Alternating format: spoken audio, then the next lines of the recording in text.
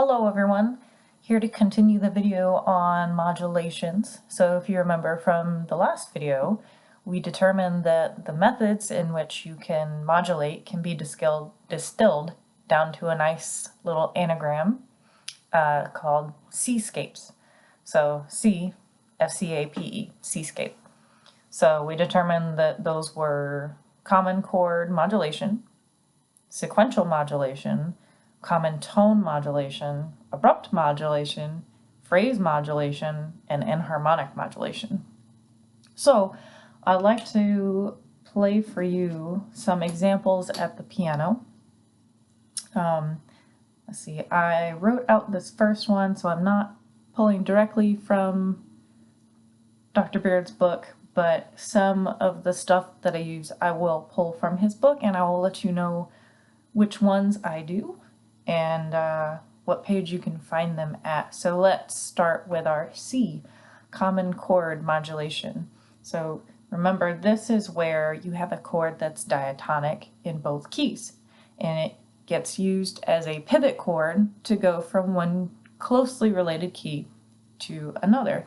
So also remember that closely related keys only differ by one sharp or one flat in the key signature. You know, that was one of the three ways you determined that you can identify them.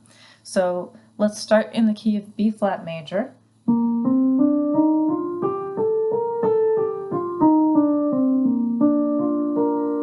All right, so we're going to modulate to a different key using a common chord.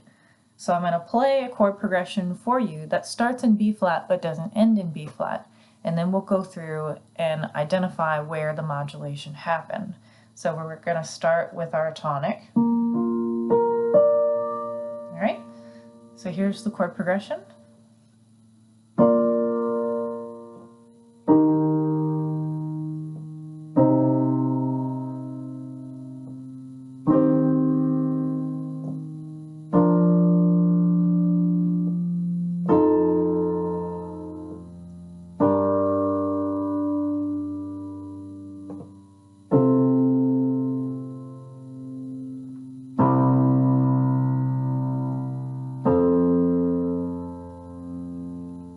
Okay, so we ended here, which is obviously not tonic, which is. So how did we get there? So I started with the one chord, B flat. Then we went to our 4 chord, our 2 chord, 2 in first inversion, cadential 6/4, 5/7, but then we had a deceptive cadence and went to 6. So the 6th chord in B flat, that G minor, is also the 2 chord in F major. So instead of staying in the key of B flat, instead we're here at our minor 6 chord. And then we have a cadential 6/4, 5 in the key of F. So I mentioned earlier that the difference between tonicization and modulation is time. I mean, obviously I don't have an incredible length of time to learn full pieces and play them for you, so that could be considered a tonicization, of course, but just for the purposes of getting you to hear it, that's what a common chord modulation might sound like. So I'll play it again, and I won't talk through it this time, but just try to listen and see if you can hear where exactly that key changes. So we're starting in B flat.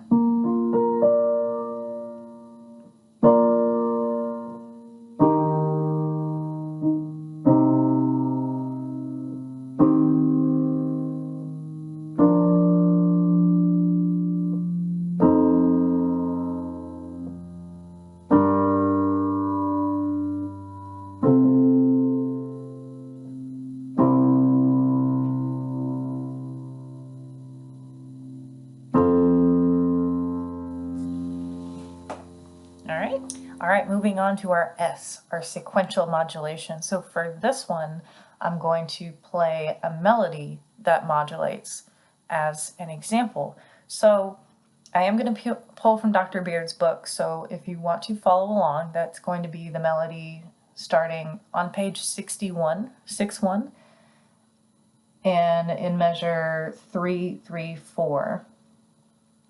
So when you are analyzing a melody that modulates, obviously you don't have as much information necessarily as you would a harmonic dictation or a full piece of music, you know, because a melodic line gives you a lot of information, but you can assume harmonies to accompany it, and there's not one correct way to make those assumptions. So when you are analyzing something that has modulated, you can also interpret it a couple different ways. So the way that I'm interpreting these is not the one true way. It's just what made sense to me when I was learning them and hearing them and engaging with them. So that being said, I'm going to use this melody to show a sequential modulation. So we're going to be in the key of C minor.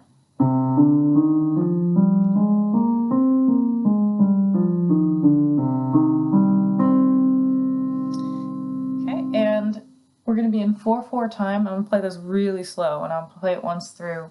So we're going to start in C minor, but we are not going to end in C minor. So take a listen and listen for sequences and listen for a modulation in key centers coming out of those sequences. So.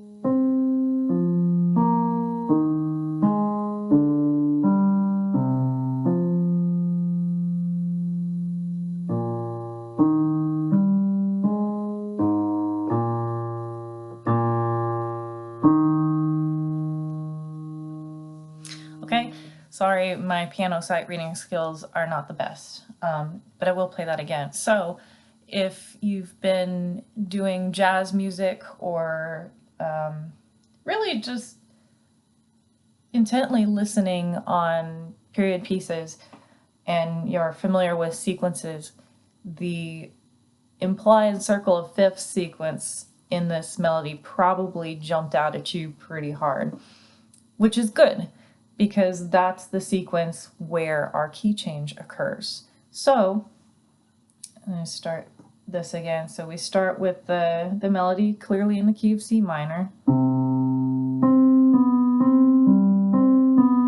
Then we go into our first sequence.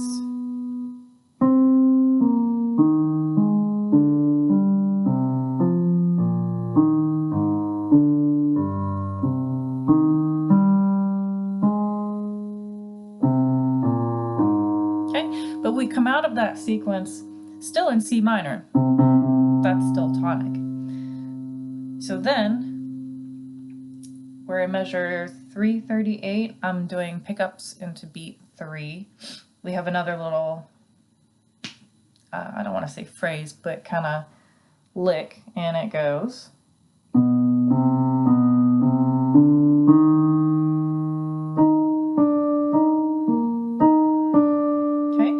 We go into another sequence, but instead of starting on Do, we're starting on May.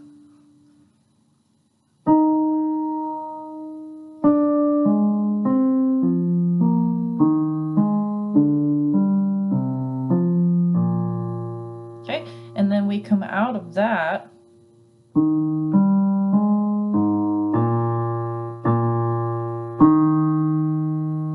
not C, but in E flat. Okay, so here it is again.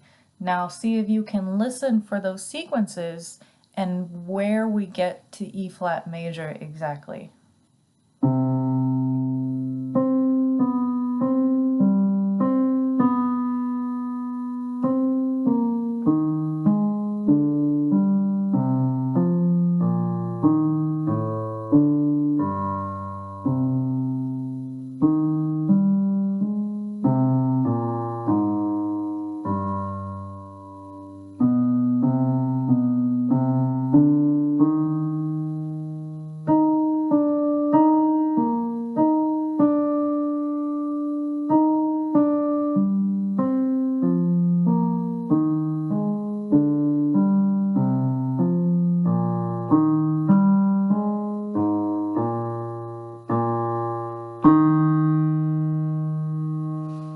Okay, so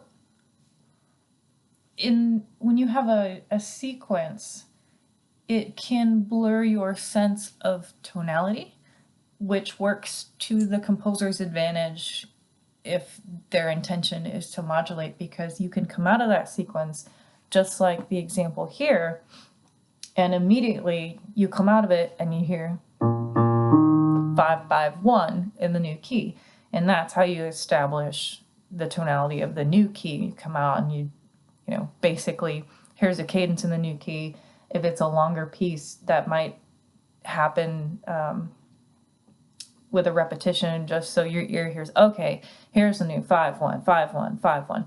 But you get the picture, I think. So let me now play an example of what I think is a common tone modulation. So if you're in Dr. Beard's Aural Athletics book, we're going to skip back to page 53, and I'm going to play for you the melody starting in measure 209. So we're on page 5-3, looking at measure 209. So this melody is going to start in G minor, but it's not going to stay in G minor.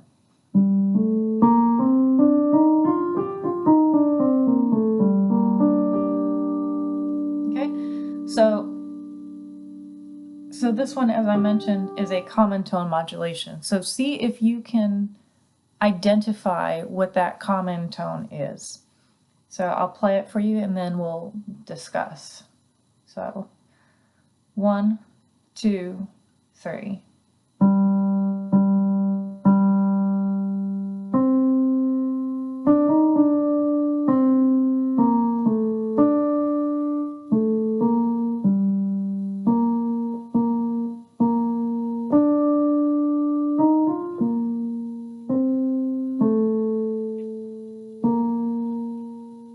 So in that melody, we start at tonic, but we don't end on tonic. But I bet as you were listening to that in the last measure, you heard a leading tone. So that tells your ear that you are aware you're in a new key. So I started with tonic. Okay, nothing crazy.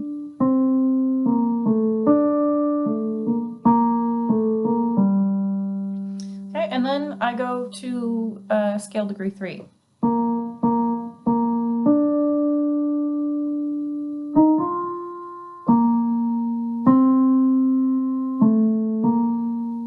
Okay, so that measure in 213, where you are repeating that B flat, that's your common tone. And you go from G minor to B flat major by repeating that common tone, and then you go to the third scale degree, a little embellishment, back to that common tone, and then you hear that as a leading tone now. Scale degree 2 in G major is scale degree 7 in B flat, or excuse me, scale degree 2 in G minor is scale degree 7 in B flat major.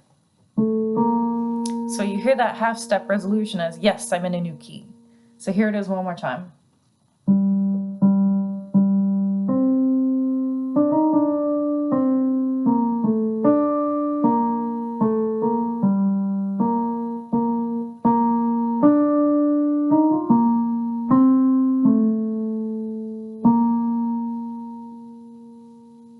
So I think that's pretty convincing orally. So that's an example of your common tone modulation. All right, so the next little letter in our C-scape is A, so for abrupt modulations. So abrupt modulations are where a new key is just introduced without preparation.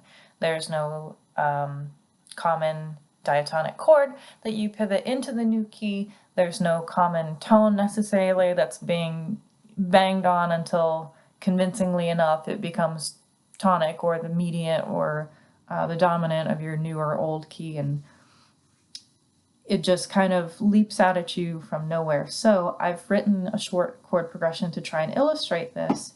So I'm going to play a couple chords. We're going to start in C minor, but we are not going to end in C minor.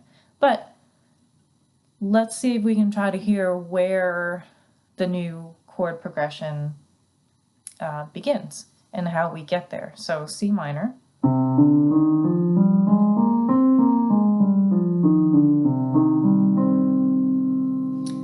right, so we're gonna start with tonic, and I'm gonna play I'll just play it for you, take a listen, and see if you can hear where we change keys.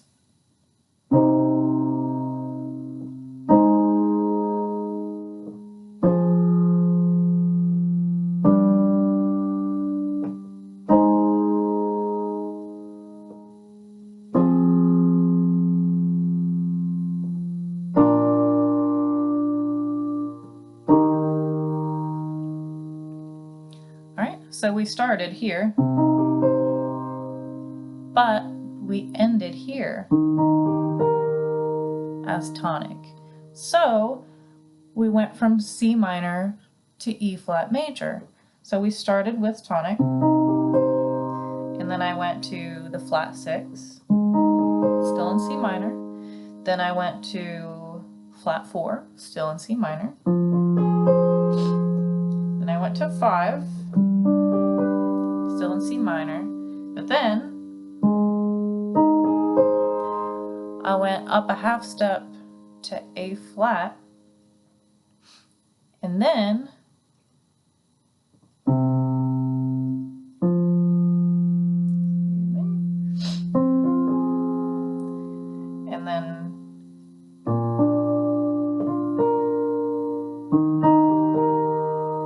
so you can, like I said, with abrupt modulations, you can analyze them a number of ways. So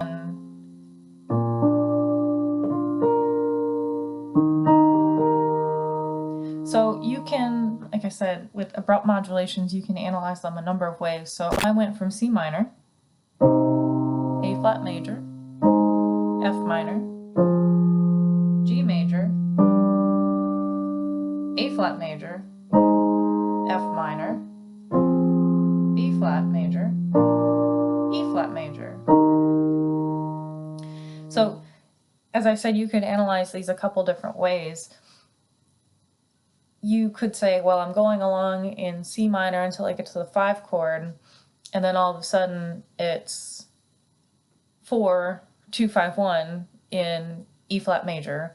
Or you can say, well, that A flat major is just your deceptive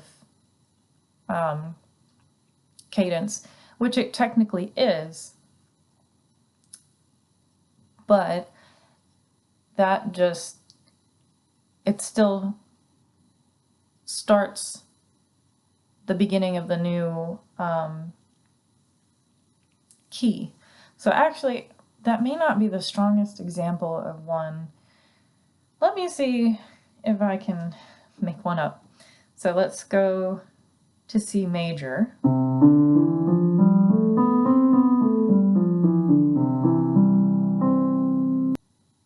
So So we'll start with tonic. We'll establish the key.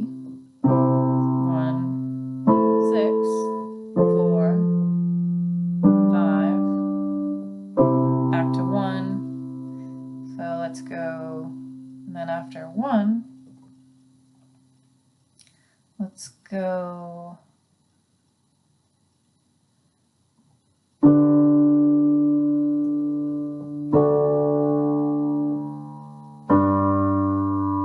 okay, so we modulated to G major kind of abruptly. So started out with 1, 6, 4, 5, 1, but then we went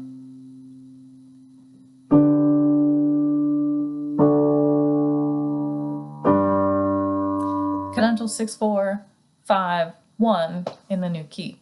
Without preparation, without warning, you just go from C major to D major, which D major is not diatonic in C, so that chord just comes out of nowhere. C major to G major over D, your cadential 6, 4, and then you go to D major, which is not in the key of C, obviously. So that's an example of an abrupt modulation.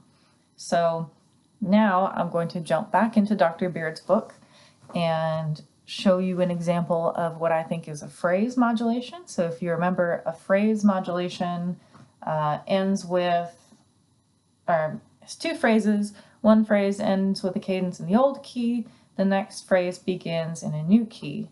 And it's similar to abrupt modulation in that when the second phrase begins, it's not prepared necessarily. Usually these will end with authentic cadence, and it can have elements of common tone. So the one that I'm about to show you, I think you could interpret as a common tone modulation as well, but in my ear it makes more sense as a phrase modulation because I hear two distinct and very similar 4-bar phrases. So this is going to start in F major.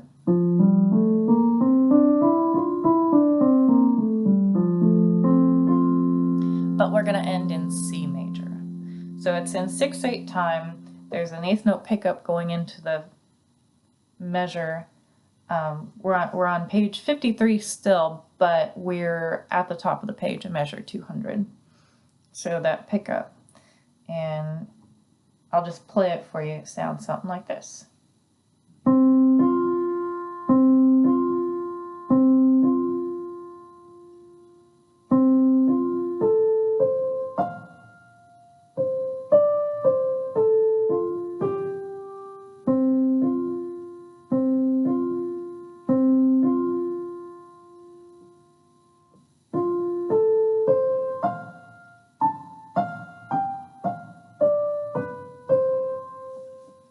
Okay, so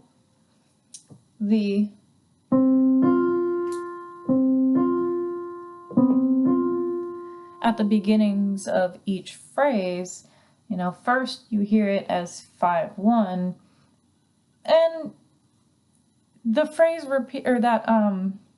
that figure repeats itself exactly the same in the second phrase, but those notes are also diatonic to C major as well, so you could argue that you are in a new key.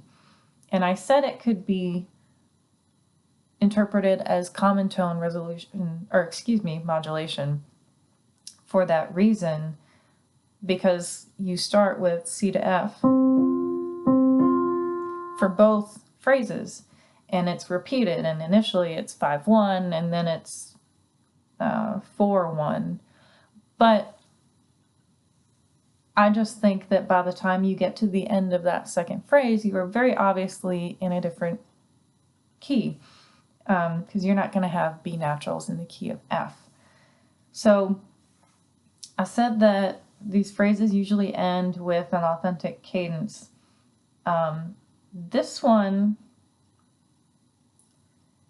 to me sounds like it ends with a half cadence, that you end on 5 and then kind of resolve into what you still hear as 1 in the next phrase.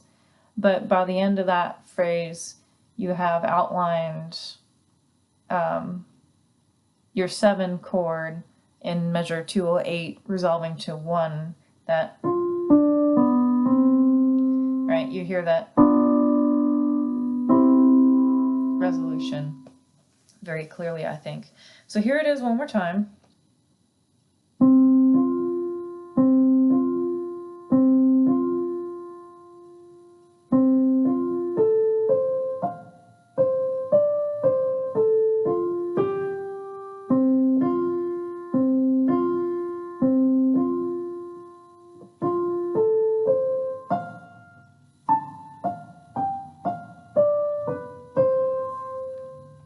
Okay, so again, it's not the strongest example, but I think it gets the point across of a phrase modulation. So the last letter in our anagram, that C-scape, is going to be E, and that's for enharmonic modulation.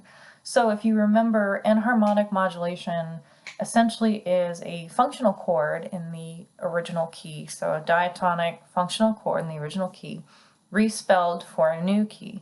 And as I mentioned, fully diminished chords are fantastic for this, because if you take a fully diminished chord, so if we're in the key of C minor, our fully diminished chord diatonically, if you raise your leading tone, is going to be that B diminished. But if I take that B and put it on top, it still sounds like a diminished chord in root position.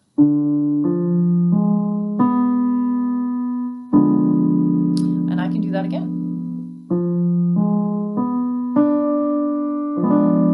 And again.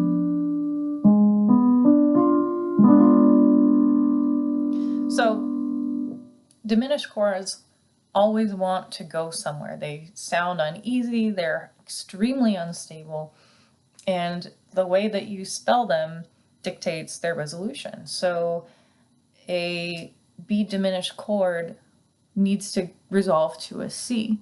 But since I can enharmonically spell it several different ways, I can change the resolution of it. So if we're in C minor,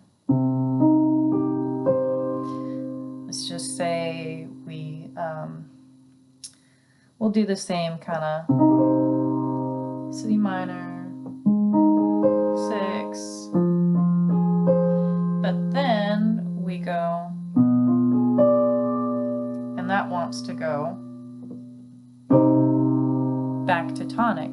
So if instead of going to tonic, this chord went somewhere else, that would be an enharmonic modulation. So let's see what that sounds like.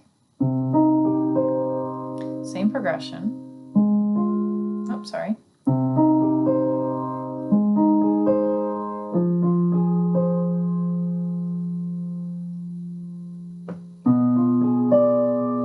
But instead of going, I'm going to go.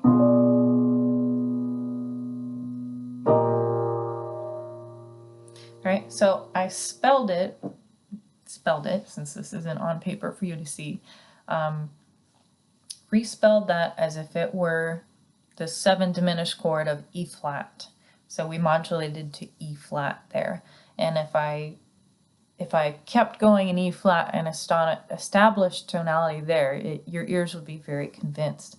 So instead of spelling it B, D, F, A flat, even though I still had B in the bass,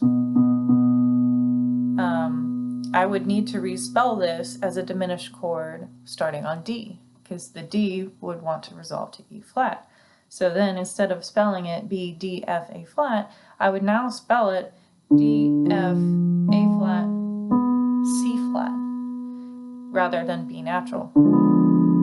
In that way, it functions as the 7 of E flat, and that's your enharmonic pivot chord to get you into that new key. So I hope that this has helped a little bit with your studies as my students work through their last module. If there's something that's still unclear or that you want me to provide more examples of, let me know and I will do what I can. So until next time, I hope that everybody is safe, happy, sane, as much as we can be, and well. See ya.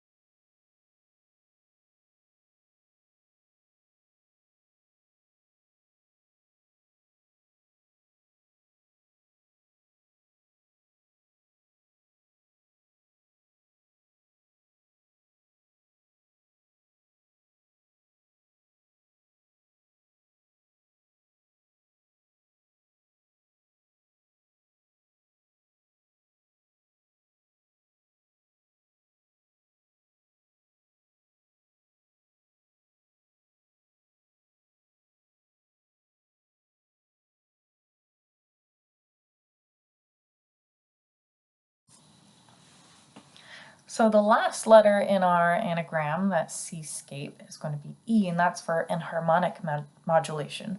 So if you remember, enharmonic modulation essentially is a functional chord in the original key, so a diatonic functional chord in the original key, respelled for a new key. And as I mentioned, fully diminished chords are fantastic for this, because if you take a fully diminished chord, so if we're in the key of C minor, our fully diminished chord diatonically, if you raise your leading tone, is going to be that B diminished. But if I take that B and put it on top, it still sounds like a diminished chord in root position.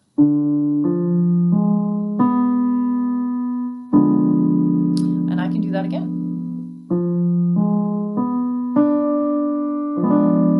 And again.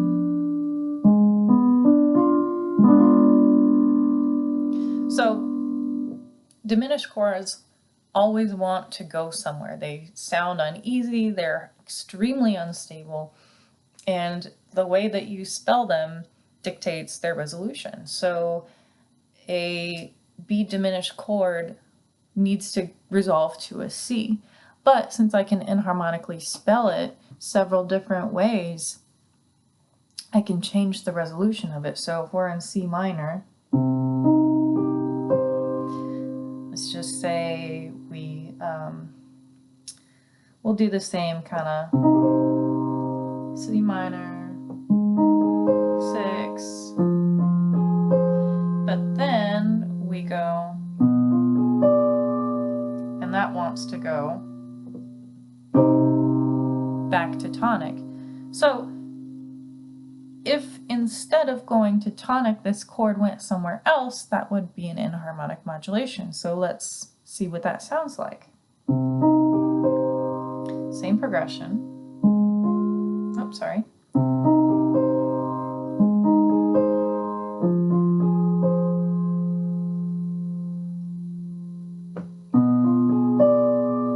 But instead of going, I'm going to go.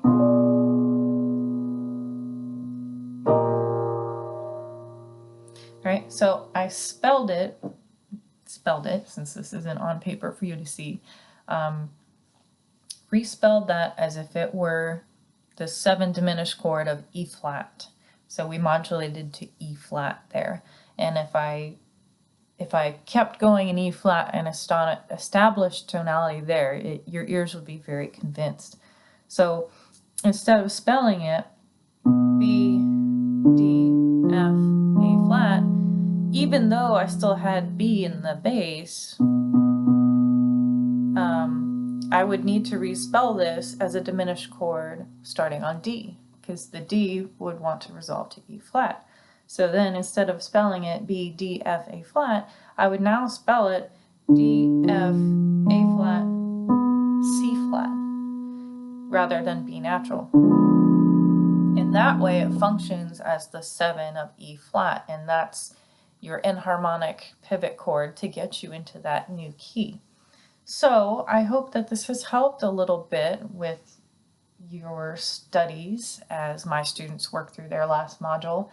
If there's something that's still unclear or that you want me to provide more examples of, let me know and I will do what I can. So until next time, I hope that everybody is safe, happy, sane, as much as we can be, and well. See ya.